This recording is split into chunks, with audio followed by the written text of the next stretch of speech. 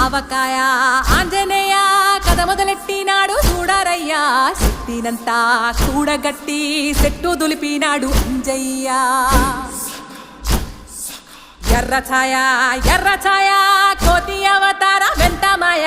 కత్తి సేత పట్టకుండా కాయ కోసినాడు కపిలయ్య